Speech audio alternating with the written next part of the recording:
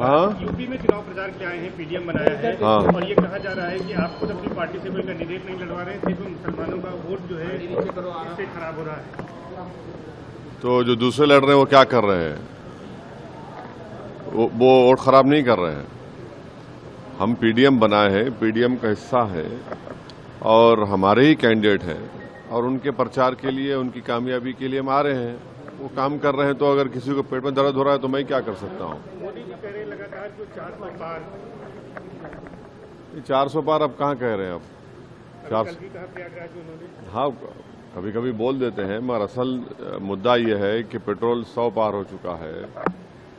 उत्तर प्रदेश में जहाँ से मेंबर ऑफ पार्लियामेंट प्रधानमंत्री है, यहाँ पर पेपर लीक हो जाता है, नौजवान परेशान है और प्रधानमंत्री ना मुख्यमंत्री बोलते हैं कि किसकी आत्मा की वजह से पेपर लीक हुआ है।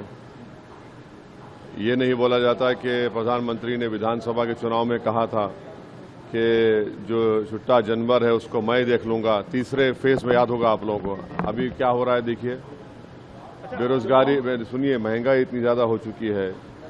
पीओके की बात करते हैं, 10 साल से आपने क्या किया? बड़ा बराबर लीजिए पीओके को, हम भी कह रहे हैं भारत का हिस्सा है, मगर चुनाव में आपको पीओके याद आता है।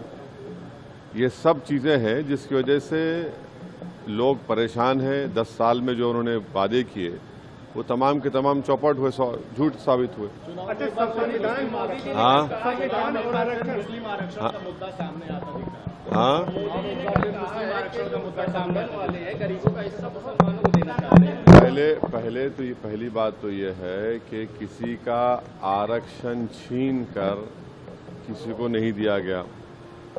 नरेंद्र मोदी देश को ये बताएं कि जो उन्होंने इकोनॉमिक वीकर सेक्शन के ग्राउंड पर जो 10% रिजर्वेशन दिया है उसमें दलित, आदिवासी को तो हिस्सा नहीं मिल रहा है, ओबीसी को। जो आबादी में 20% हिस्सा है उनको अब 10% दे रहे हैं और जो आबादी में 80% हिस्सा है उनको अब 28% पे समेट दिए।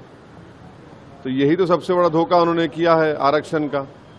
अमित शाह जी ने ये कहा है कि 4 जिस तरीके की सिचुएशन चल रही है, आपने देखा होगा कि पिछली 4 इंसिडेंट हो चुकी है, बिना भाषण दिए जाना पड़ा है राहुल गांधी और अखिलेश को। क्या हुआ है? अखिलेश राहुल की कॉन्फिडेंस दिख रहे हैं। आप पुराने नेता किस तरह से कॉन्फिडेंस को देख रहे हैं? क्या एक बार बहुत बदलाव है? लाठीचार्ज की नौबत भी आई था राहुल गांधी। अब एक सभा को ऑर्गेनाइज नहीं कर पा रहे तो चुनाव कैसे लड़ेंगे भाई? सभा को तो ऑर्गेनाइज करना पड़ेगा ना, अब चुनाव कैसे लड़ेंगे फिर आप? हाँ, सीए वगैरह को खत्म करने के लिए और गठबंधन जो है पार्टी में आना चाह रहा है, क्या कहेंगे? कौन कह रहे हैं?